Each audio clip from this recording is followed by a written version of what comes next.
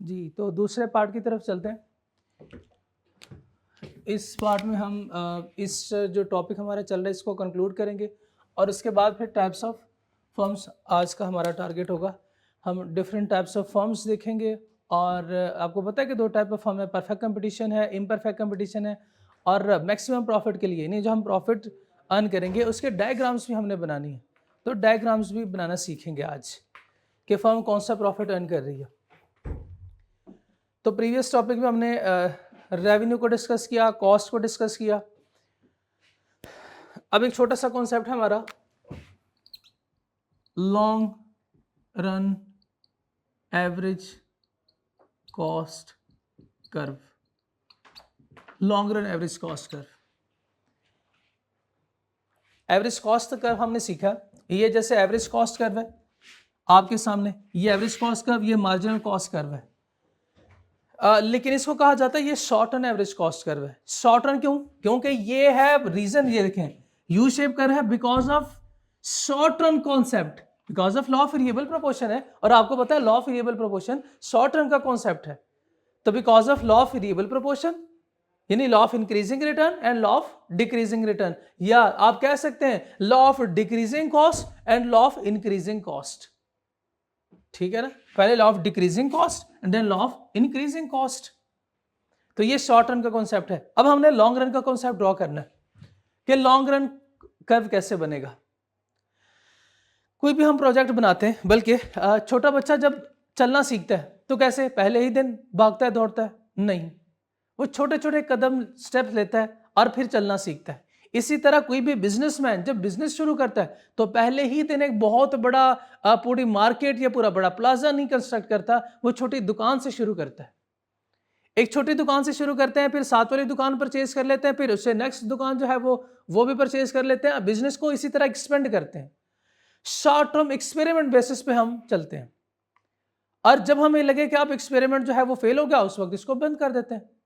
लेकिन क्या कहते हैं कि छोटा स्टेप लेते हैं, उसके बाद जब उसमें प्रोडक्टिविटी ज्यादा होती है फिर हम इसको एक्सपेंड करते हैं। सात वाली दुकान खरीद ली हमने, फिर सात वाली दुकान खरीद लेते हैं, फिर दूसरी तीसरी चौथी दुकान खरीद लेते हैं, 5 दुकान हमने खरीद ली है। जब हमने खरीदी हमने देखा कि अब लोग ज्यादा नहीं आ रहे, यानी उस बिजनेस में हमें ज्यादा फायदा नहीं है, उस दुकान को बंद कर देंगे। लॉन्ग रन का भी कॉन्सेप्ट ऐसे है कि कोई भी प्रोजेक्ट हम शुरू कर रहे हैं, वो शुरू में तो प्रोडक्टिविटी उसकी ज्यादा होगी, यानी कॉस्ट क्या होती है शुरू में कम होती है, शुरू में प्रोडक्टिविटी ज्यादा होती है। क्योंकि हम कॉस्ट का पढ़ रहे हैं तो मैं आपको दिखाता हूं कि ये होता कैसे है। ये कौन सा कर्व है? ये एवरेज कॉस्ट कर्व है। एवरेज कॉस्ट कर्व कैसे बनता है? पहले decreasing minimum and then increasing. ये कौन सा लॉ है? Law of increasing return, law of decreasing return, या law of decreasing cost, law of increasing cost. बताए आप बिजनेस मैन है, आप शुरू कर रहे हैं, किस पॉइंट पे आप प्रोडक्शन को स्टॉप करेंगे और इस बिजनेस को या इस मशीन को, फॉर एग्जांपल हम लेते हैं ये एक मशीन है, इस मशीन को आप रिप्लेस करेंगे या रिपेयर करवाएंगे इस पॉइंट पे? नो, इधर तो अभी हमने मशीन खरीदी है, हम मशीन को इस्तेमाल कर रहे हैं, मशीन की प्रोडक्टिविटी बढ़ रही है। एक पॉइंट ये है, एक ये पॉइंट है और एक ये पॉइंट है। चलिए 3 पॉइंट्स ले लेते हैं। क्या मुझे इस पॉइंट पे मशीन को रिप्लेस कर देना चाहिए? क्या बिजनेस को, मुझे प्रोडक्शन को स्टॉप कर देना चाहिए? नहीं, क्योंकि मुझे देखिए नजर आ रहा है ना कि अभी कॉस्ट मेरी और कम हो सकती है। कॉस्ट जितनी कम होगी हमारी प्रोडक्टिविटी इतनी ज्यादा होगी। बताइए इस पॉइंट पे हमें प्रोडक्शन स्टॉप कर देनी चाहिए? नहीं, ये बिल्कुल मिनिमम पॉइंट है। हम चाहेंगे कि कॉस्ट सबसे कम से कम हो। बताए इसका मतलब यह है कि इस पॉइंट पे भी प्रोडक्शन स्टॉप नहीं करनी चाहिए, इस पॉइंट पे भी प्रोडक्शन को स्टॉप नहीं करना चाहिए। इस पॉइंट पे बताएं शाबाश, हाँ इस पॉइंट पे देखें अभी हमारी कॉस्ट इसके बाद बहुत ज्यादा इंक्रीज होगी। अभी भी कॉस्ट इंक्रीज हो रही है लेकिन आप देख सकते हैं प्रोडक्टिविटी डिक्रीज होगी लेकिन इतनी ज्यादा नहीं। लेकिन इसके बाद हमारा कर्व बिल्कुल ऐसे बनेगा कि कॉस्ट बहुत ज्यादा बढ़ेगी, प्रोडक्टिविटी बहुत ज्यादा कम होगी। तो इस पॉइंट पे हम इसको रिप्लेस करेंगे, यानी मैं इधर जो है वो या तो नई मशीन खरीदूंगा या इस मशीन को रिप्लेस करूंगा। सेम इसी तरह जब इधर पहुंचूंगा तो भी ऐसे करूंगा।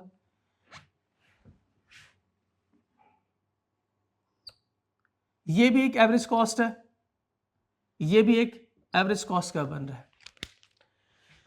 तो हमें वो बताता है कि लॉन्ग रन का जो कॉन्सेप्ट है, यानी बिजनेस को इसी तरह हम लॉन्ग रन में ऑपरेट कर सकते हैं, इसी तरह हम बिजनेस को लॉन्ग रन में ऑपरेट करेंगे, इसी तरह बिजनेस लॉन्ग रन में चलेगा। वो हमें ये बताता है कि लॉन्ग रन इटसेल्फ कुछ भी नहीं है, बल्कि ये तो मजमुआ है, ये कॉम्बिनेशन है डिफरेंट शॉर्ट रन के। लॉन्ग रन कॉन्सेप्ट है, longer business, huge business, large scale business itself कुछ नहीं है, बल्कि हमने छोटे छोटे बिजनेस शुरू किए थे, छोटे छोटे जो स्टेप्स लिए हैं, ये उसका मजमुआ है। अब ये कर बनेगा कैसे? ये कर वैसे बनेगा, ये ऐसे बनता है, ये कर वैसे बनता है। मैं मिनिमम पॉइंट्स को इंटरसेक्ट करूंगा, सॉरी ये मैं टेंजेंट ड्रॉ करूंगा ऐसे।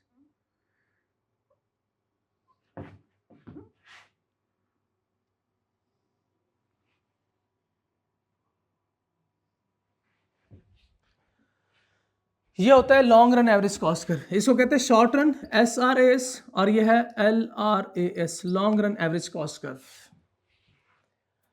हमें पता है लॉन्ग रन का कॉन्सेप्ट, पहले कॉस्ट क्या होती है? डिक्रीज, उसके बाद कॉस्ट कांस्टेंट, और फिर कॉस्ट इंक्रीज। जबकि शॉर्ट रन में ऐसे नहीं होता, डिक्रीजिंग इंक्रीजिंग, यू शेप बनता है। ठीक है, ये भी ऐसे ही है, लेकिन ये कांस्टेंट फैक्टर इसमें ऐड होता है, कांस्टेंट रिटर्न टू स्केल की वजह से।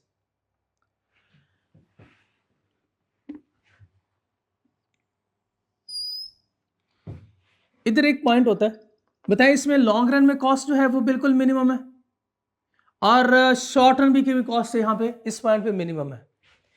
इस पॉइंट को नाम दिया जाता है, इस पॉइंट को नाम दिया जाता है कि ये है MES point, minimum efficient scale. Minimum efficient scale इस पॉइंट को कहा जाता है।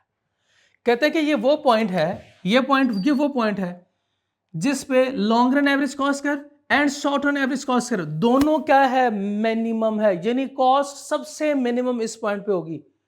जिस पॉइंट पे कॉस्ट सबसे मिनिमम है उस पॉइंट को हम क्या नाम देते हैं? MES, minimum efficient scale, minimum efficient scale. और ये एक सिंगल पॉइंट ही होगा और ये मिनिमम पॉइंट होगा।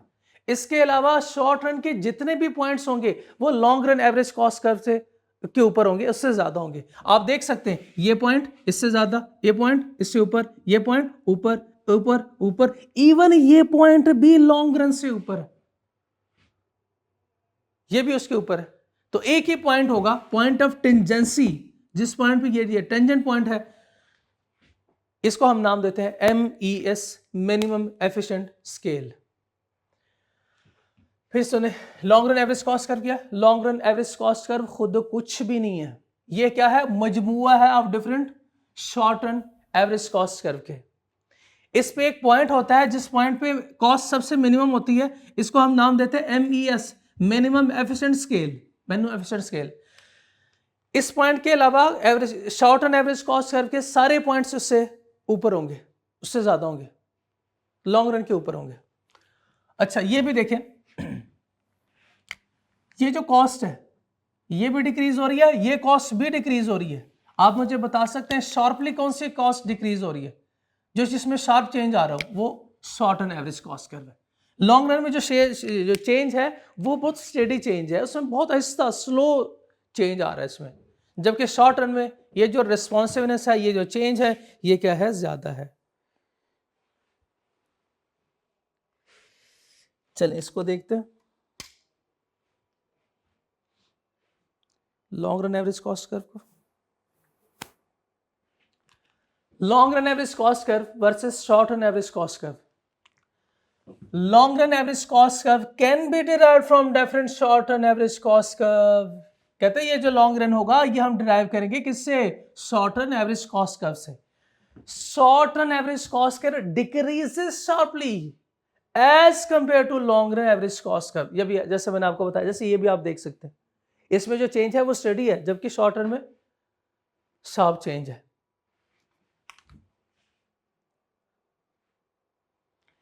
एट MES कौन सा पॉइंट होगा? ये पॉइंट है at MES, short run average cost and long run average cost, ये दोनों क्या है? Are equal at minimum point, but at any other point ये मिनिमम पॉइंट पे इक्वल होंगे, but at any other point at any other point level of output in short run average cost is higher then, जैसे मैंने अभी आपको बात बताई कि जितने भी पॉइंट शॉर्ट रन के होंगे उससे लॉन्ग रन के ऊपर ही बनेंगे। इसको कहा जाता है, this is called envelope relationship, envelope relation between long run and short run. Envelope relation कहते हैं, इनवेलप रिलेशन कहते हैं आप एक शॉपर एक लिफाफा ले लो और सारे जितने भी शॉर्ट रन एवरेज कॉस्ट कर रहा है उस शॉपर में इसको डाल दो। शॉपर में किसको डालना है? ये सारे शॉर्ट रन एवरेज कॉस्ट कर को। ये सारे शॉर्ट रन एवरेज कॉस्ट कर क्या है? ये इस बाग में प्लांट्स है, ये है प्लांट्स है। इसको कहा जाता है प्लांट कर्व और इसको कहा जाता है इनवेलप कर्व। इसको प्लांट्स कर्व कहा जाता है और लॉन्ग रन को इनवेलप कर्व। देख लें ऊपर ये दो लाइनें लिखी हुई थी जो मैंने छोड़ी है। Short run average cost curve is also called plant curve, long run average cost curve is also called envelope curve. याद कैसे करेंगे? लॉन्ग रन में सारे शॉर्ट रन शामिल होते हैं, लॉन्ग रन में सारे शॉर्ट, तो इसलिए इनवेलप में सारी चीजें हम डालते हैं, सारे सेब एक ही इनवेलप में आते हैं। इनवेलप में तो सेब में तो इनवेलप नहीं ना आते, एनवेलप में सेब आएंगे, तो हम एनवेलप में ये सारे प्लांट्स डालेंगे। ठीक है, ये एक छोटा सा कॉन्सेप्ट था long run average cost curve का। अब चलते हैं हम types of firms, equilibrium and their diagram. अब हमने फर्म इक्विलिब्रियम को, अच्छा कैसे? By combining revenue curves and cost curve. Firm equilibrium की डायग्राम ड्रॉ करनी है by combining revenue curve and cost curve, जैसे कि आपने मार्केट इक्विलिब्रियम की डायग्राम ड्रॉ की थी by combining demand and supply.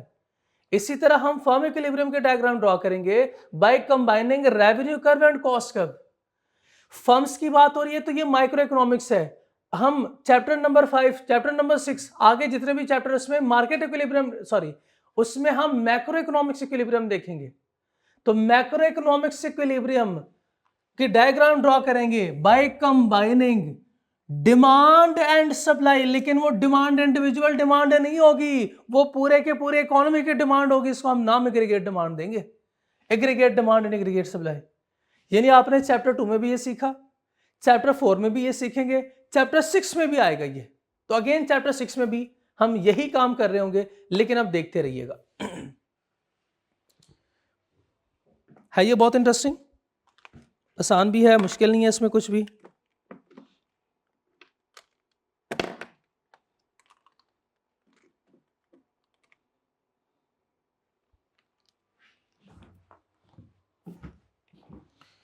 Types of forms,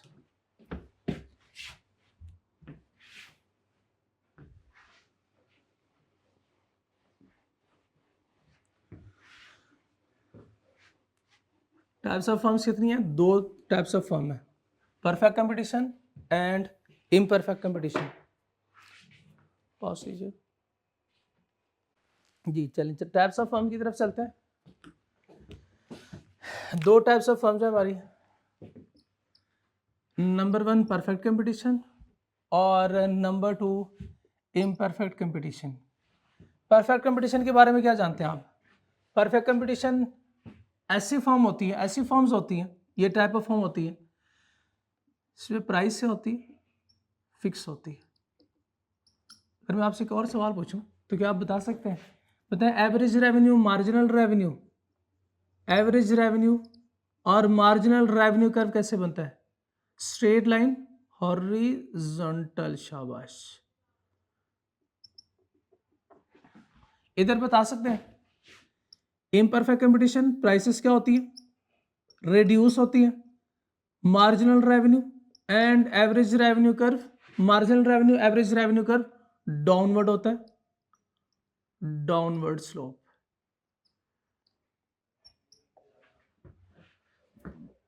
ठीक है, अच्छा हम तो अब टाइप ऑफ प्रॉफिट देखेंगे in case of perfect competition और इम्परफेक्ट कंपटीशन के केस में। अकाउंटिंग वाले प्रॉफिट कैलकुलेट करते हैं, profit is equal to revenue minus cost. अच्छा, कभी ऐसे हो सकता है कि रेवेन्यू ज्यादा हो और कॉस्ट कम हो? रेवेन्यू ज्यादा कॉस्ट कम, अकाउंटिंग वाले क्या कहते हैं इसको? ये प्रॉफिट है हमारा, इसको कहते हैं प्रॉफिट। ये प्रॉफिट कब हुआ? जब रेवेन्यू ज्यादा है किससे? कॉस्ट से। लेकिन आपको पता है अकाउंटिंग में वो टोटल के बेस पर डिसीजन ले रहे होते हैं, हम तो एवरेज और मार्जिनल के बेस पर डिसाइड करते हैं। तो जब एवरेज रेवेन्यू बराबर ग्रेटर हो किससे? एवरेज कॉस्ट से, तो ये होगा क्या? प्रॉफिट। अच्छा, क्या ये पॉसिबल है कि कभी कॉस्ट ज्यादा हो जाए रेवेन्यू कम हो? कभी कॉस्ट ज्यादा हो रेवेन्यू कम हो? जब खर्चे ज्यादा रेवेन्यू कम हो तो क्या क्या कहते हैं इसको? अकाउंटिंग वाले इसको नाम देते हैं लॉस। मतलब ये कि एवरेज रेवेन्यू कम है एवरेज कॉस्ट से। एक सिचुएशन बताएं, क्या रेवेन्यू कॉस्ट के बराबर हो सकता है? बिल्कुल हो सकता है, बिल्कुल हो सकता है, क्यों नहीं हो सकता? बिल्कुल पॉसिबल है। तो जब रेवेन्यू कॉस्ट के बराबर हो गया, अकाउंटिंग वाले इसको नाम देंगे नो प्रॉफिट नो लॉस, यानी नो प्रॉफिट नो लॉस, तो ब्रेक इवन पॉइंट। अगर आपको ब्रेक इवन पॉइंट का नहीं पता तो ब्रेक इवन पॉइंट कहते हैं जहां पे एवरेज रेवेन्यू और कॉस्ट क्या हो? बराबर हो जाए, यानी नो प्रॉफिट नो लॉस। तो क्या मैं लिख सकता हूं एवरेज रेवेन्यू जब बराबर हो जाए किसके? एवरेज कॉस्ट के, तो नो प्रॉफिट नो लॉस। लेकिन हम इसका नाम no profit profit break even point loss नहीं रखेंगे, हमने इसको अपना नाम देना है। हम इसको अपना नाम देंगे। इसका नाम हमने रखा है super normal profit. Super normal profit. और इसको हमने नाम रखा है सब नॉर्मल प्रॉफिट। ये क्या है? सब नॉर्मल प्रॉफिट। ना फायदा ना नुकसान क्या है? नॉर्मल प्रॉफिट है ये होगा हमारा नॉर्मल प्रॉफिट। ये हमारा नॉर्मल प्रॉफिट है। अब अगर कोई कहता है लॉस, तो आप समझ जाएंगे ना कि वो सब नॉर्मल प्रॉफिट की बात कर रहा है। अगर कोई कहता है कि प्रॉफिट, तो फिर आप समझ जाइएगा कि वो कहना चाह रहा है, क्या कहना चाह रहा है? Super normal profit. और एक बात याद रखिएगा, ये ध्यान में रखिएगा, इसके लिए शर्त क्या है? एवरेज रेवेन्यू क्या होगा? ज्यादा होगा किससे? एवरेज कॉस्ट से। एवरेज कॉस्ट से। अब हमने टाइप्स ऑफ फॉर्म सिर्फ नहीं देखनी है, अब हमने डायग्राम भी ड्रॉ करनी है। तो एक एक अब हम डायग्राम भी देखेंगे, ठीक है? अब क्या साबित करना है? प्रॉफिट यानी super normal profit, normal profit और सब नॉर्मल प्रॉफिट की डायग्राम्स देखनी है हमने। अहमद भाई पॉज कीजिए जी। ये मैंने एल शेप डायग्राम के लिए बनाया। पहले हम नॉर्मल प्रॉफिट देखते हैं। मैं आपसे 3-4 सवाल पूछूंगा, आपको 1-2 दफ़ा प्रैक्टिस के बाद इंशाल्लाह ये कितने डायग्राम्स हैं? 1 2 3, 3 परफेक्ट में और 3 इम्परफेक्ट में। ये ज़बानी याद हो जाएंगे और कॉन्सेप्ट भी समझ आ जाएगा आपको। सबसे पहले आपने मुझे बताना है कि टाइप कौन सी है, परफेक्ट कंपटीशन है या इम्परफेक्ट कंपटीशन की फॉर्म है। देखिए, मैं कुछ रूल्स सिखाऊंगा, आपकी ज़िंदगी आसान बनाऊंगा इसके बाद, ये ऐसे हो जाएगा। लेकिन पहले हम ज़रा कॉन्सेप्ट भी सीखें कि हम ये बनाते कैसे हैं, इसका कॉन्सेप्ट पीछे क्या है, और ये डायग्राम अगर हमें बनानी पड़ जाए तो हम कैसे बनाएंगे। बेसिकली आपको भी पता है कि आपने पेपर में डायग्राम बनानी तो है नहीं, लेकिन आपको कॉन्सेप्ट होगा तो किसी भी एंगल से अगर वो एमसीक्यूज या कोई भी कॉन्सेप्ट पूछे तो आप इसको बता सकते हैं।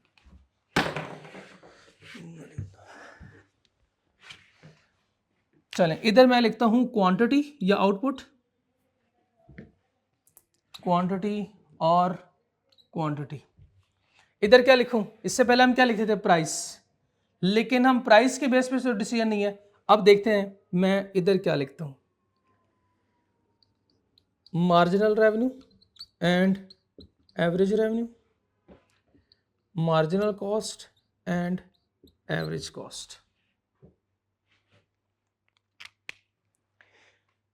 मैंने पहले रेवेन्यू कर्व्स लिखे, फिर कॉस्ट कर्व्स। रेवेन्यू कर्व्स में पहले मार्जिनल रेवेन्यू फिर एवरेज रेवेन्यू, कॉस्ट में पहले marginal cost then average cost. ये पहले रेवेन्यू कर्व्स का लिखना फिर कॉस्ट कर्व लिखना, पहले मार्जिनल देन एवरेज, ये कोई इत्तेफाक है या ऐसे मेरे से लिखा गया या इसके पीछे कोई हिकमत हो सकती है? जरूर कोई हिकमत होगी इसके पीछे, ये ऐसे नहीं लिखा मैंने, इसके पीछे कोई हिकमत हो सकती है। खैर, मुझे बताएं टाइप्स ऑफ फॉर्म कौन सी है? Perfect competition. परफेक्ट कंपटीशन के केस में मार्जिनल रेवेन्यू कैसे ड्रॉ होता है, कैसे बनता है? मार्जिनल रेवेन्यू, अभी आपने बताया सर मार्जिनल रेवेन्यू हॉरिजॉन्टल बनेगा, ये कर्व होगा हॉरिजॉन्टल, ये मैं मार्जिनल रेवेन्यू ड्रॉ कर रहा हूं, मार्जिनल रेवेन्यू कर्व ड्रॉ हो गया, ये कर्व हो गया, इसको मैं टिक कर रहा हूं। अब नेक्स्ट कौन सा करना है, average revenue curve. Average revenue curve perfect competition के केस में कैसे ड्रॉ होगा, बिल्कुल straight line, marginal revenue equals to average revenue. आपको पता है एवरेज रेवेन्यू को क्या कहते हैं, प्राइस भी कहते हैं, इसको प्राइस भी बोलते हैं। Marginal revenue equals to average revenue equals to price. Average revenue curve भी हो गया। मार्जिनल कॉस्ट कर्व कैसे ड्रॉ होता है, मार्जिनल कॉस्ट कर्व, अभी थोड़ी देर पहले हमने कॉस्ट कर्व देखे थे, एवरेज कॉस्ट और मार्जिनल, ऐसे कर्व ड्रॉ होता है, ये होता है एवरेज कॉस्ट कर्व, और ये था हमारा मार्जिनल कॉस्ट कर्व। हमने रिलेशनशिप स्टडी किया between marginal cost and average cost curve. इसके लिए एक बात याद रखिएगा, एक बात ध्यान में रखें, मार्जिनल कॉस्ट कर्व, ये नोट भी कर लीजिएगा, ये पिछले टॉपिक के ये एंड पे नोट कर लीजिएगा। Marginal cost curve average cost curve को उसके मिनिमम पे इंटरसेक्ट करेगा, हमेशा हमेशा हमेशा ऐसे होगा। क्या बोला मैंने, marginal cost curve MC curve average cost curve को इसके मिनिमम पे इंटरसेक्ट करेगा। क्या ये मिनिमम पे इंटरसेक्ट कर रहा है, बिल्कुल कर रहा है, तकरीबन बराबर है, तकरीबन मिनिमम पे इंटरसेक्ट कर रहा है। मार्जिनल के लिए फिर बताएं शाबाश, क्या शर्त है कि marginal cost curve average cost curve को उसके मिनिमम पे इंटरसेक्ट करता है। अभी कौन सा कर्व ड्रॉ करना है मैंने, मार्जिनल कॉस्ट कर्व। तो ये मार्जिनल कॉस्ट कर्व तो यू शेप बनता है ऐसे, ये मार्जिनल कॉस्ट कर्व। अब हमने एक पॉइंट आइडेंटिफाई करना है, पॉइंट ऑफ इंटरसेक्शन, यह है point of intersection, marginal cost और मार्जिनल रेवेन्यू का पॉइंट ऑफ इंटरसेक्शन है ये। इस पॉइंट ऑफ इंटरसेक्शन को हम कहते हैं, ये हमारा इक्विलिब्रियम पॉइंट। बताएं साहब इक्विलिब्रियम पॉइंट कौन सा होगा, जहां पे मार्जिनल कॉस्ट बराबर हो किसके, मार्जिनल रेवेन्यू के। तो मैं इधर लिख रहा हूं इक्विलिब्रियम पॉइंट। अब अभी देखते रहे, marginal cost equals to marginal revenue. अगर मार्जिनल कॉस्ट मार्जिनल रेवेन्यू के बराबर है तो ये पॉइंट होगा इक्विलिब्रियम पॉइंट। अब हमें कौन सा प्रॉफिट चाहिए, ये सॉरी कॉस्ट कर्व भी हो गया, मार्जिनल कॉस्ट कर्व। कौन सा कर्व रह गया, एवरेज कॉस्ट कर्व। अब सुने एवरेज कॉस्ट के लिए पहले बताएं प्रॉफिट कौन सा चाहिए, प्रॉफिट हमें चाहिए सुपर नॉर्मल। सुपर नॉर्मल के लिए एक शर्त क्या है, सुपर नॉर्मल के लिए शर्त ये है एवरेज रेवेन्यू ज्यादा होना चाहिए किससे, एवरेज कॉस्ट से। इसके साथ लिख लें only at equilibrium point not at any other point. सिर्फ और सिर्फ इक्विलिब्रियम पॉइंट पे हम ये चीज देखेंगे, इक्विलिब्रियम पॉइंट के अलावा किसी भी पॉइंट को नहीं देखना। इक्विलिब्रियम पॉइंट पे एवरेज रेवेन्यू कर्व ज्यादा, यानी एवरेज रेवेन्यू कर्व ऊपर होना चाहिए किसके, एवरेज कॉस्ट कर्व के। इसका दूसरा मतलब यह है कि इक्विलिब्रियम पॉइंट पे एवरेज कॉस्ट कर्व नीचे होगा, एवरेज रेवेन्यू कर्व ऊपर बनेगा, एवरेज रेवेन्यू कर्व ऊपर बनेगा। अब मैं आपसे पहले पूछता हूं, मुझे बताएं कौन सा सिनेरियो ये इंडिकेट कर रहा है। ये देखिए ये एवरेज सॉरी ये है एवरेज रेवेन्यू कर्व, एक ये एवरेज रेवेन्यू कर्व है और एक ये एवरेज रेवेन्यू कर्व है। हमें सुपर नॉर्मल प्रॉफिट चाहिए। उसने कहा कि सुपर नॉर्मल के लिए एक शर्त यह है average revenue curve equilibrium point पे एवरेज कॉस्ट कर्व के ऊपर होना चाहिए। अज्यूमिंग ये इक्विलिब्रियम पॉइंट है,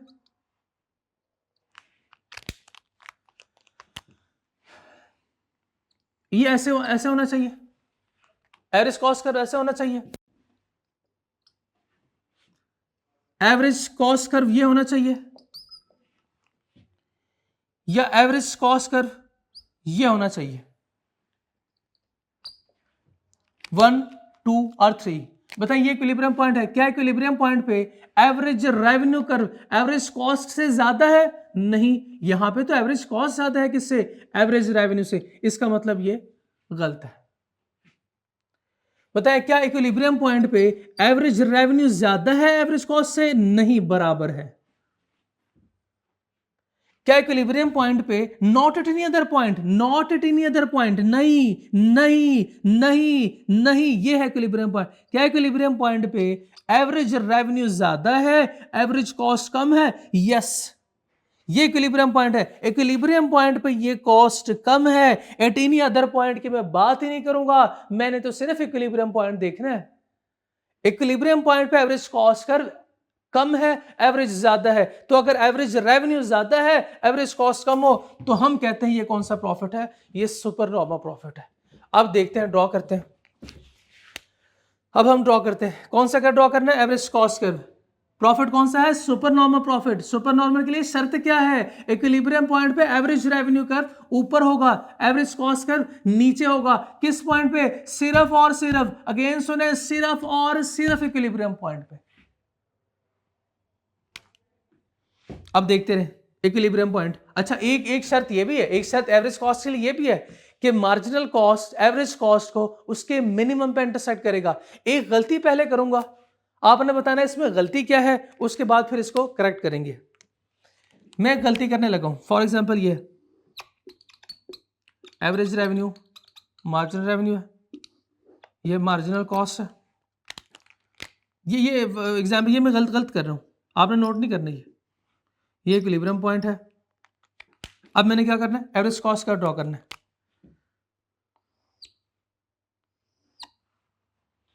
एवरेज कॉस्ट ये होता है इक्विलिब्रियम पॉइंट। क्या इक्विलिब्रियम पॉइंट पे एवरेज रेवेन्यू ऊपर, यानी एवरेज रेवेन्यू ज्यादा और एवरेज कॉस्ट कम है, जैसे कि आप इसमें देख सकते हैं। यस, बिल्कुल बिल्कुल बिल्कुल बिल्कुल ठीक है, बिल्कुल ठीक है, ये ऐसे ही है ना। लेकिन इसमें गलती है, गलती आइडेंटिफाई करें। गलती यह है कि क्या marginal cost curve average cost को उसके मिनिमम पे इंटरसेक्ट कर रहा है? नहीं कर रहा ना, नहीं कर रहा, तो इसका मतलब यह है कि ये हमने गलत ड्रॉ किया। अब ये गलत है, ये रॉन्ग है, इसको मैं रेज करूंगा अभी, क्योंकि मैंने इधर दूसरा प्रॉफिट बनाना है। ये रॉन्ग है और इधर मैं करेक्ट अब आपके सामने ड्रॉ करूंगा, देखते रहें।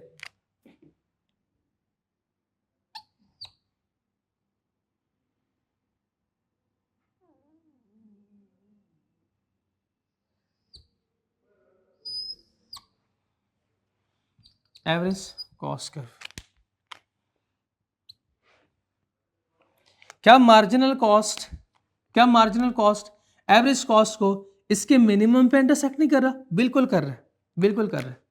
एक शर्त तो पूरी हो गई, एक कंडीशन तो पूरी हो गई, मार्जिनल कॉस्ट एवरेज कॉस्ट को उसके मिनिमम पे इंटरसेक्ट कर रहा है।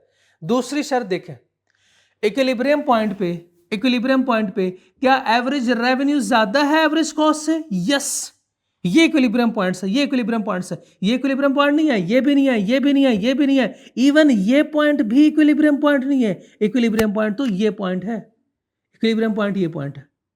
अब इसके लिए ठीक है, ये पॉइंट्स है इक्विलिब्रियम पॉइंट पे एवरेज रेवेन्यू ज्यादा है, एवरेज कॉस्ट कम है। अब देखते हैं, ये होगा हमारा कॉस्ट और ये हमारा रेवेन्यू। अब देखेंगे कि हमारा रेवेन्यू, क्या टोटल रेवेन्यू ज्यादा है टोटल कॉस्ट से? अगर टोटल रेवेन्यू हमारा ज्यादा हो टोटल कॉस्ट से, या एवरेज रेवेन्यू ज्यादा एवरेज कॉस्ट से, तो फिर वैसे भी आप देख सकते हैं एवरेज रेवेन्यू ऊपर है, एवरेज कॉस्ट कम है। जब एवरेज रेवेन्यू ज्यादा एवरेज कॉस्ट कम, तो सुपर नॉर्मल। लेकिन फिर भी हम पहले देखते हैं, रेवेन्यू ड्रॉ करते हैं। ये आ गया हमारा टोटल रेवेन्यू, ये सारा एवरेज के बेस पे डिसीजन सेम है, टोटल के बेस पे डिसीजन सेम ही आएगा। ये ड्रॉ करने के लिए, आपको साबित करने के लिए, दिखाने के लिए कर रहा हूं। ये क्या है हमारा रेवेन्यू, और हमारी कॉस्ट यहां से ड्रॉ करेंगे, इधर से नहीं बनेगा कॉस्ट, क्योंकि आउटपुट तो ये है ना।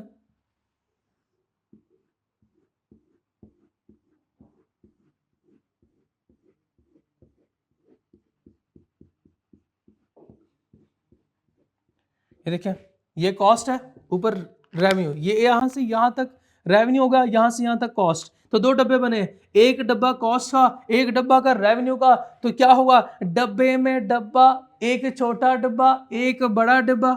छोटा डब्बा कौन सा है? कॉस्ट का डब्बा छोटा, बड़ा डब्बा कौन सा? रेवेन्यू का डब्बा बड़ा। रेवेन्यू के डब्बे में डब्बा है, जैसे आप कहते हैं डब्बे में डब्बा, डब्बे में केक, ये डब्बे में डब्बा है, लेकिन इस डब्बे में कॉस्ट है, उस डब्बे में रेवेन्यू है। रेवेन्यू ज्यादा है किससे? कॉस्ट से। तो जब रेवेन्यू ज्यादा हो, कॉस्ट कम हो, तो क्या कहते हैं अकाउंटिंग वाले? क्या कहते हैं? प्रॉफिट। हम कहते हैं नहीं, ये तो सुपर नॉर्मल प्रॉफिट होगा। ये कौन सा है? ये सुपर नॉर्मल प्रॉफिट है, ये सुपर नॉर्मल प्रॉफिट, और साबित होगा ये सुपर नॉर्मल प्रॉफिट है। क्लियर यहां तक? समझ नहीं आई? बिल्कुल नहीं आई समझ? बहुत अच्छा, कोई बात नहीं, हम तो सब नॉर्मल प्रैक्टिस करेंगे। अब सब नॉर्मल में देखें, टाइप ऑफ फॉर्म कौन सी है? शाबाश, परफेक्ट कंपटीशन, बिल्कुल ठीक। पहले मैंने रेवेन्यू कर्व लिखे, फिर कॉस्ट कर्व, पहले marginal revenue then average revenue, फिर marginal cost and then average cost. ये इत्तेफाक है या इसके पीछे कोई हिकमत हो सकती है? बिल्कुल सर हो सकती है कोई हिकमत। ये पहले एमआर कर्व ड्रॉ किया, आपको पता है यही हमारा एवरेज रेवेन्यू होता है और जो कि प्राइस के बराबर है। ये कर्व भी होगा, ये कर्व भी होगा। अब मार्जिनल कॉस्ट कर्व रहता है, ये मार्जिनल कॉस्ट कर्व रह गया। अब क्या करना है? मार्जिनल कॉस्ट जिस पॉइंट पे मार्जिनल रेवेन्यू को इंटरसेक्ट करे, तो ये हमारा कौन सा पॉइंट होता है? ये होता है इक्विलिब्रियम पॉइंट। चले अब पूछें साथ वाले से, भाई कौन सा प्रॉफिट चाहिए? कौन सा प्रॉफिट चाहिए? उससे सब नॉर्मल प्रॉफिट चाहिए। पूछें सब, शाबाश। सब नॉर्मल के लिए क्या शर्त है? सब नॉर्मल के लिए शर्त ये है कि एट इक्विलिब्रियम पॉइंट पे एवरेज रेवेन्यू कम होना चाहिए, एवरेज कॉस्ट ज्यादा। अगर मैं अब आपसे पूछूं कि इधर मुझे बताएं एवरेज रेवेन्यू कम, एवरेज कॉस्ट ज्यादा होनी चाहिए, तो कौन सी डायग्राम बनेगी या कौन सा कर्व ड्रॉ करूं? ये वाला? नहीं, ये तो सुपर नॉर्मल का था। इक्विलिब्रियम पॉइंट, ये इक्विलिब्रियम पॉइंट पे एवरेज कॉस्ट ऊपर है, एवरेज रेवेन्यू कम है, तो यही मैंने ड्रॉ करना है। इस तरह बनेगा, इस तरह बनेगा। चलिए अब कौन सा कर्व रह गया? मार्जिनल कॉस्ट भी तो हो गया, एवरेज कॉस्ट कर्व ड्रॉ करना है।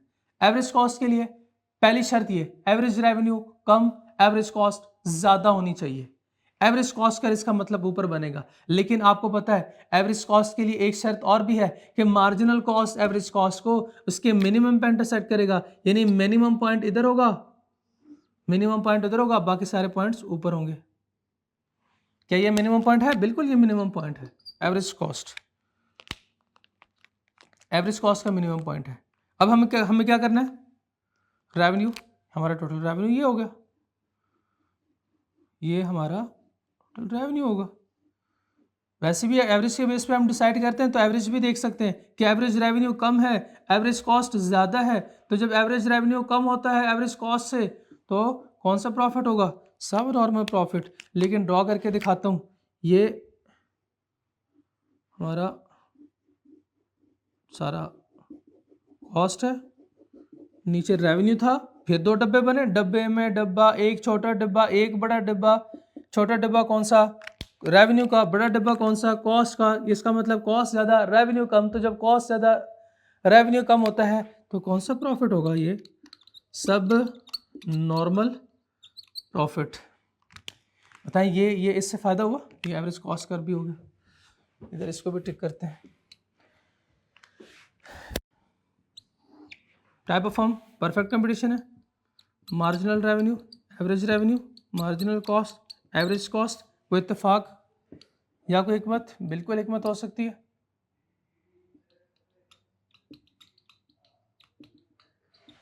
ये कर भी हो गया। अब क्या करना है? इक्विलिब्रियम पॉइंट आइडेंटिफाई करना है। ये रहा मार्जिनल कॉस्ट, जिस पॉइंट में मार्जिनल रेवेन्यू के बराबर हो वो हमारा इक्विलिब्रियम पॉइंट होगा। ये आप देख सकते हैं इक्विलिब्रियम पॉइंट आइडेंटिफाई हो गया। प्रॉफिट कौन सा चाहिए? नॉर्मल के लिए क्या शर्त है? एवरेज रेवेन्यू बराबर होना चाहिए किसके? एवरेज कॉस्ट के। किस पॉइंट पे? At equilibrium point. Equilibrium point ये है, इक्विलिब्रियम पॉइंट पे एवरेज कॉस्ट एवरेज रेवेन्यू के बराबर होना चाहिए। दूसरी शर्त क्या थी? मार्जिनल कॉस्ट एवरेज कॉस्ट को उसके मिनिमम पे इंटरसेक्ट कर रहा हो, तो बिल्कुल कर रहा है। पहले हम रेवेन्यू ड्रॉ करते हैं। ये कंप्लीट टोटल हमारा रेवेन्यू हो गया। ये है हमारा रेवेन्यू, और यही इतनी ही कॉस्ट हो गई, यही हमारी कॉस्ट भी होगी। तो डब्बे में डब्बा है, पर इस बार रेवेन्यू और कॉस्ट बराबर है, इसमें रेवेन्यू और कॉस्ट बराबर है, तो ना प्रॉफिट ना लॉस। इक्विलिब्रियम पॉइंट पे आप देख सकते हैं एवरेज रेवेन्यू बराबर है एवरेज कॉस्ट के, तो जब रेवेन्यू कॉस्ट के बराबर होता है तो हम कहते हैं ये कौन सा प्रॉफिट है, ये है नॉर्मल प्रॉफिट, नॉर्मल प्रॉफिट। ठीक है, तीनों डायग्राम क्लियर है ये परफेक्ट कंपटीशन के केस में। यही तीन डायग्राम सेम तो नहीं बनेगी, जाहिर है इसमें रेवेन्यू कर्व का डिफरेंस है, तो लेकिन बनेंगे इसमें भी तीन डायग्राम्स, तो टोटल हो जाएंगी 6 डायग्राम। आपने लाजमी इसको प्रैक्टिस करना है, खुद अपने हाथ से बनाएंगे तो कॉन्सेप्ट भी फ्यूचर के जो कॉन्सेप्ट जैसे मैं बताऊंगा वो भी आपको समझ आ जाएंगे। एमसीक्यूज की प्रैक्टिस करनी है वो भी ऐसी ही होगी। इसमें भी सिचुएशन यही है कि प्रॉफिट लॉस और ब्रेक इवन। हाँ, प्रॉफिट में क्या होता है, एवरेज रेवेन्यू ज़्यादा एवरेज कॉस्ट से, एवरेज रेवेन्यू बराबर होता है एवरेज कॉस्ट के, और इधर एवरेज रेवेन्यू कम होगा एवरेज कॉस्ट ज़्यादा होता है। और हमने कहा नहीं, इसका नाम प्रॉफिट नहीं बल्कि इसका तो हम अपना नाम रखेंगे सुपर नॉर्मल प्रॉफिट। इसी तरह इसका भी हमने नाम रखा जो कि नॉर्मल प्रॉफिट था, और ये सब नॉर्मल प्रॉफिट, सब नॉर्मल प्रॉफिट। पॉज कीजिए। चलिए जी, परफेक्ट कंपटीशन के हो गए कंप्लीट। अब चलते हैं इम्परफेक्ट कंपटीशन की तरफ। जादू जादू नहीं, मैंने स्टॉप करवा के सारा कुछ पहले से बना लिया है ताकि आपका टाइम वेस्ट ना हो। जी, marginal revenue, average revenue, marginal cost, average cost, marginal revenue, average revenue, marginal cost, average cost. बिल्कुल ठीक, बिल्कुल ठीक है। लेकिन ये जो मैंने कर्व ड्रॉ किए हैं, ये स्ट्रेट लाइन क्यों नहीं ड्रॉ किए? ये तो स्ट्रेट लाइन होने चाहिए थे। नहीं सर, इसमें ऐसे क्यों होगा? ये तो इम्परफेक्ट कंपटीशन फर्म है, इसमें प्राइसेस रिड्यूस होती हैं। इसमें जो मार्जिनल एवरेज रेवेन्यू कर्व होता है वो डाउनवर्ड स्लोप होता है, वो डाउनवर्ड स्लोप होता है। और साथ में ये भी कि मार्जिनल रेवेन्यू कम और एवरेज रेवेन्यू ज्यादा होगा। अब नेक्स्ट क्या करना है, ये कर्व भी हो गया, ये भी हो गया, मार्जिनल कॉस्ट कर्व ड्रॉ करना है। ये बनेगा marginal cost curve. Equilibrium point फिर से बताएं शाबाश, इक्विलिब्रियम पॉइंट कौन सा होगा? इक्विलिब्रियम पॉइंट कौन सा होगा? इधर देखिए, इक्विलिब्रियम पॉइंट वो पॉइंट है जब मार्जिनल कॉस्ट बराबर हो किसके? मार्जिनल रेवेन्यू के। मार्जिनल कॉस्ट बराबर है मार्जिनल रेवेन्यू के। मार्जिनल रेवेन्यू करो ये, मार्जिनल कॉस्ट कर्व ये, तो ये पॉइंट होगा हमारा इक्विलिब्रियम पॉइंट। क्लियर? ये है ना इक्विलिब्रियम पॉइंट, शाबाश, ये हमारा इक्विलिब्रियम पॉइंट बनेगा। अब बताएं शाबाश, कौन सा प्रॉफिट चाहिए आपको? ये भी हो गया मार्जिनल कॉस्ट, इक्विलिब्रियम में आइडेंटिफाई हो गया। कौन सा कॉस्ट चाहिए, कौन सा कर्व चाहिए? Average cost curve. प्रॉफिट कौन सा? Super normal profit. क्या शर्त है उसके लिए? इक्विलिब्रियम पॉइंट पे एवरेज रेवेन्यू कर्व ऊपर यानी ज्यादा होना चाहिए किसके? Average cost curve. Average cost curve जो मैं बनाऊंगा इक्विलिब्रियम पॉइंट पे वो एवरेज रेवेन्यू से नीचे होना चाहिए, not at any other point. बाकी पॉइंट्स पे ऊपर भी हो जाए तो कोई मसला नहीं, इक्विलिब्रियम पॉइंट पे उसके नीचे आना चाहिए। ये देखें, इसमें मैं गलती नहीं करूंगा, अब मैं सही ड्रॉ करूंगा क्योंकि आपको पता है दो शर्तें इसके लिए। एवरेज कॉस्ट, क्या मार्जिनल कॉस्ट एवरेज कॉस्ट को इसके मिनिमम पे इंटरसेक्ट कर रहा है? बिल्कुल ठीक। क्या इक्विलिब्रियम पॉइंट पे, क्या इक्विलिब्रियम, ये सारे इक्विलिब्रियम पॉइंट्स है, इस पे ये एवरेज रेवेन्यू कर्व है, एवरेज रेवेन्यू कर्व ऊपर और एवरेज कॉस्ट कर्व नीचे है। बिल्कुल है, बिल्कुल ठीक है, बिल्कुल ठीक है, बिल्कुल ठीक, कोई मसला नहीं इसमें। अब क्या करना है? Revenue, revenue total revenue draw करना है। ये क्वांटिटी और ये हमारा रेवेन्यू इधर से शुरू होगा। इधर से सर क्यों शुरू कर रहे हैं? क्योंकि एवरेज रेवेन्यू इनटू क्वांटिटी है ना टोटल रेवेन्यू। टोटल तो हम आपको पता ना सिर्फ दिखाने के लिए कर रहे हैं, बाकी तो हमें कॉन्सेप्ट क्लियर है कि एवरेज पे भी बेस पे भी करें तो सेम रिजल्ट होगा। ये हमारी कॉस्ट, कॉस्ट किधर? ये इधर से होगी। उम्मीद है इसमें कोई कंफ्यूजन नहीं होगी, क्योंकि ये जो कर्व बनते हैं वो थोड़े से टेढ़े मेढ़े हैं, तो आपको थोड़ी सी ज़्यादा प्रैक्टिस करनी पड़ेगी। डब्बे में डब्बा, एक छोटा डब्बा एक बड़ा डब्बा, छोटा डब्बा कॉस्ट का, बड़ा डब्बा जो है वो रेवेन्यू का। तो रेवेन्यू ज़्यादा कॉस्ट कम, रेवेन्यू जब ज़्यादा हो कॉस्ट कम हो तो कौन सा प्रॉफिट होता है? Super normal profit, super normal profit. Clear? ठीक है, नेक्स्ट चलें। सुपर नॉर्मल प्रॉफिट पहले, सॉरी सब नॉर्मल प्रॉफिट। सब नॉर्मल में रेवेन्यू कर भी हो गए दोनों। अब कॉस्ट का ड्रॉ करना है, marginal cost curve. Marginal cost curve भी ड्रॉ हो गया। अब क्या करना है? इक्विलिब्रियम आइडेंटिफाई करना। ये इक्विलिब्रियम है, ये इक्विलिब्रियम है। प्रॉफिट कौन सा चाहिए? सब नॉर्मल प्रॉफिट। सब नॉर्मल के लिए क्या शर्त है? इक्विलिब्रियम पॉइंट पे रेवेन्यू कर्व नीचे कम होगा और कॉस्ट कर्व ऊपर बनेगा। कॉस्ट कर्व के लिए मैं कहता हूं कोई इधर से भी बनाए ना तो मसला है कोई नहीं, कोई इधर भी ड्रॉ करे ना तो मसला है कोई नहीं, लेकिन मैं थोड़ा सा नीचे करूंगा कि क्या होगा, जब आप करेंगे तो हो सकता है ये कर्व टच हो जाए, तो फिर आप कहेंगे, आप कंफ्यूज हो जाएंगे, ये ऐसे तो होता नहीं है, ऐसे तो होता नहीं, लेकिन ये ऐसे ही होता है, ऐसे ही होता है। ये देखिए, ये एवरेज कॉस्ट है। क्या मार्जिनल कॉस्ट एवरेज कॉस्ट को इसके मिनिमम पे इंटरसेक्ट कर रहा है? बिल्कुल कर रहा है, बिल्कुल ठीक है, बिल्कुल ठीक है।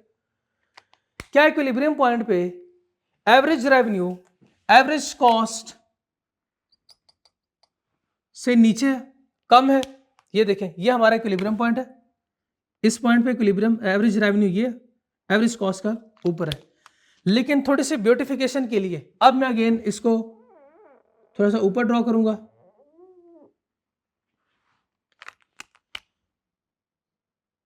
ताकि खूबसूरती भी इसकी रहे और हम अपना सब नॉर्मल प्रॉफिट भी लिख सकें।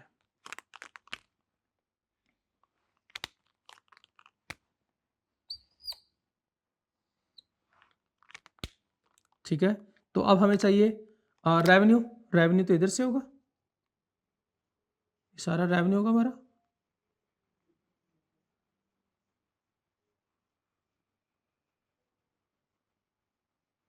और कॉस्ट, ये है हमारी टोटल कॉस्ट। और कॉस्ट वैसे हम डिसाइड नहीं करते, लेकिन आपको सिर्फ दिखाने के लिए ये कॉस्ट भी ड्रॉ किया मैंने। बताइए, ये एक रेवेन्यू है, कॉस्ट का डब्बा, दो डब्बे फिर से बन गए। आज तो डब्बे डब्बे ही खेल रहे हैं हम।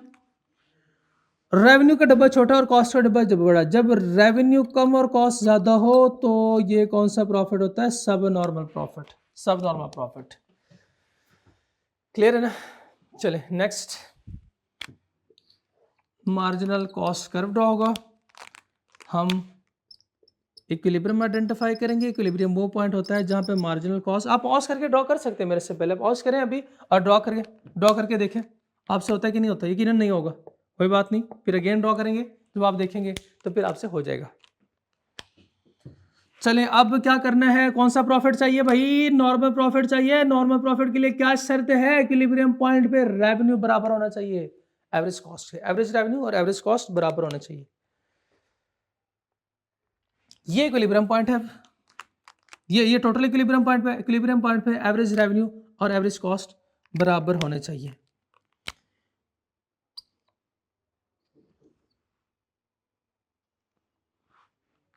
क्या मार्जिनल कॉस्ट एवरेज कॉस्ट को इसके मिनिमम पे इंटरसेक्ट कर रहे हैं? बिल्कुल ठीक। क्या इक्विलिब्रियम पॉइंट पे एवरेज रेवेन्यू और एवरेज कॉस्ट बराबर है? मैं रेवेन्यू ड्रॉ करता हूं, ये revenue,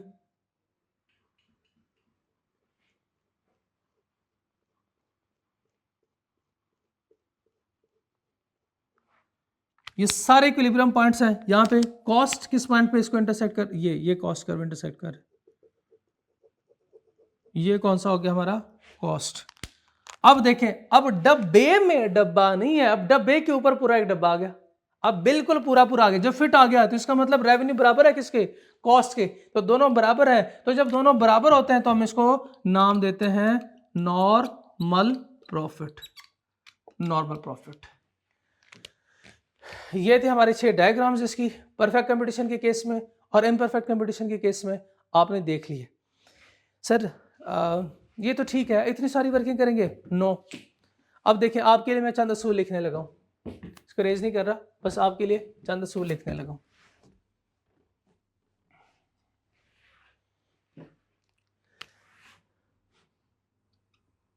rules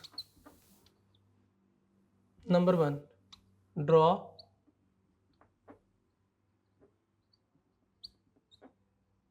revenue curves. Number 2, draw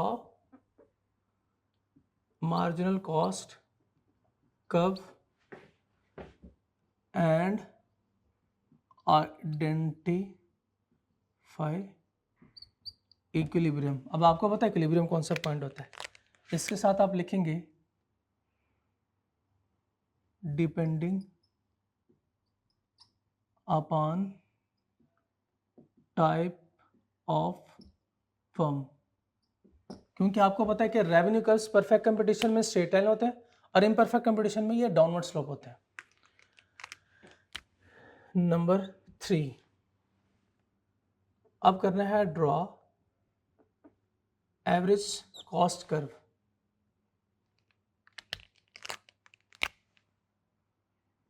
depending upon type of profit. एक शर्त इसके लिए और, MC cut AC at its minimum point, ये शर्त है इसके लिए। ये 3 शराइत आपने रूल्स याद करने हैं। इसके बाद ये सारे ये 6 डायग्राम है, ये 6 डायग्राम आप ड्रॉ कर सकते हैं। बस ये असूल आपने याद करने हैं। नोट्स में कोई 6-7 बातें लिखी होंगी, इसका निचोड़िए, इसकी समरी है, ये टोटल इसकी समरी है। आप ये याद रखें और इसको किसी भी डायग्राम को ड्रॉ करें तो आपकी डायग्राम ऐसे ड्रॉ हो जाएगी इंशाल्लाह। है सर? इसके बाद इसके साथ हमारा जो टेक्निकल पोर्शन था थोड़ा सा वो ख़त्म हो गया। नेक्स्ट लेक्चर में हम टाइप्स ऑफ फर्म्स से ही अगेन शुरू करेंगे, डिफरेंट टाइप्स ऑफ फर्म्स देखेंगे और वो थ्योरेटिकल डिस्कशन उसमें ज़्यादा है, याद करने वाली चीज़ें उसमें ज़्यादा है, लेकिन मैं ट्रिक सिखाऊंगा कि उसको याद कैसे करना है। एक बस छोटी सी हमारी एक्सरसाइज होगी, आपको इंशाल्लाह वो चारों लर्निंग ऑब्जेक्टिव हैं आगे फ्यूचर के वो याद हो जाएंगे। आज का लेक्चर यहाँ ख़त्म करते हैं। अस्सलाम वालेकुम।